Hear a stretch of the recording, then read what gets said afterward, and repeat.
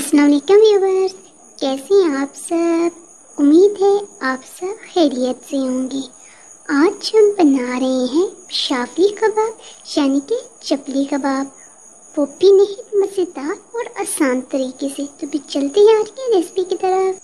सबसे पहले यहाँ पे हमने लिया है आधा किलो कीमा, और कीमे को हमने कपड़े में डाल के दबा दबा के उसका पानी सारा निकाल लिया है। अगर कीमे में पानी होगा तो फिर हमारे कबाबों की बाइंडिंग जो है वो सही से नहीं होगी। अब हम इसमें डालेंगे 2 बड़ी साइज के प्याज को भी हमने चॉपर में बारीक पीस लिया था, और इसके बाद इसका पानी भी हमने निकाल लिया है। अब हम इसमें डालेंगे 1 चम्मच काली मिर्च पाउडर, 1 चम्मच या हस्बे जायका नमक, हाफ चम्मच हल्दी पाउडर, 1 से 1.5 टेबल स्पून कुटी हुई सुरख मिर्च पाउडर, हाफ चम्मच भुना हुआ जीरा पाउडर, 1 चम्मच अजवाइन, मोटा कुटा हुआ खुश्क धनिया 2 टेबल स्पून। हमने धनिया जो है वो पीस के नहीं डालना बल्कि मोटा कुटा हुआ डालना है। अब हम इन तमाम मसालों को कीमे के साथ अच्छे से मिक्स करेंगे। तमाम मसालों को कीमे में अच्छी तरह मिक्स करने के बाद अब हम इसमें डालेंगे 1 चम्मच लहसुन अदरक पेस्ट और 1 चम्मच सब्ज मिर्च पेस्ट। अब हम इसमें डालेंगे भुना हुआ बेसन। इसके लिए हमने एक फ्राई पैन और इसमें 6 चम्मच बेसन डाल के हम उसे बिल्कुल हल्की आंच पे थोड़ा सा भूनेंगे। हम उसे इस वक्त तक भूनेंगे जब तक इसमें खुशबू आना स्टार्ट हो जाए। हमने आंच को बिल्कुल स्लो रखना है और इसे 2 से 3 मिनट के लिए भूनना है। आप बेसन की जगह भुने हुए चने भी इस्तेमाल कर सकते हैं। आप भुने हुए चनों का पाउडर बनाएं और वो कबाबों में डाल लें। हमारा बेसन भुन चुका है, तो अब हम इसे नीचे उतार लेंगे और कबाबों में डालेंगे। हम यहाँ पे 6 चम्मच भुना हुआ बेसन इस्तेमाल करेंगे। अब हम इसमें डालेंगे 2 से 3 टेबल स्पून सब धनिया भी कटा हुआ, और इन्हें अच्छे से मिक्स करेंगे।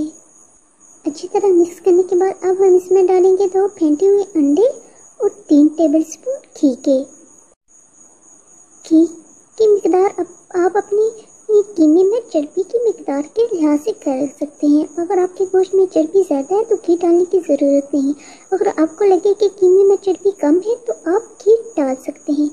अब हम इन तमाम चीज़ों को अच्छे से मिक्स करेंगे और फिर उसे इस तरह से दबा दबा के उसकी एक डो सी बना लेंगे। जिस तरह हम आटा गूंथते हैं इस तरह से गूंथ लेंगे।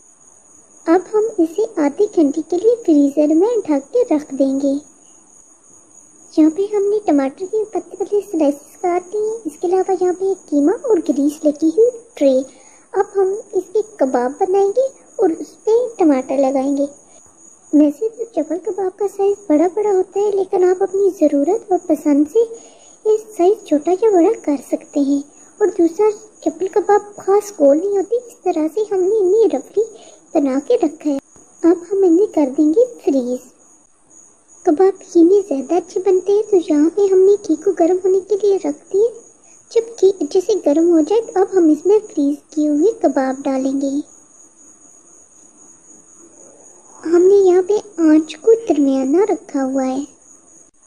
1.5 से 2 मिनट बाद अब हम इसी साइड को ध्यान से चेंज करेंगे और दूसरी साइड से भी इसे 1.5 से 2 मिनट के लिए पका लेंगे।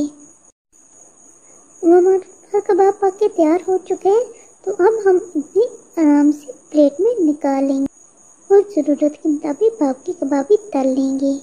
तो लीजिए नाजरीन, हमारी आज की रेसिपी चपल कबाब यानी कि पेशावरी कबाब तैयार हैं। आप इन कबाबों को अपने घर में एक दफ़ा ज़रूर बनाइएगा, आपको यकीनन पसंद आएंगे। अगर आपको हमारी आज की रेसिपी अच्छी लगी तो इसे अपने फ्रेंड्स और फैमिली के साथ शेयर करें और हमारे चैनल को सब्सक्राइब करें। मिलते हैं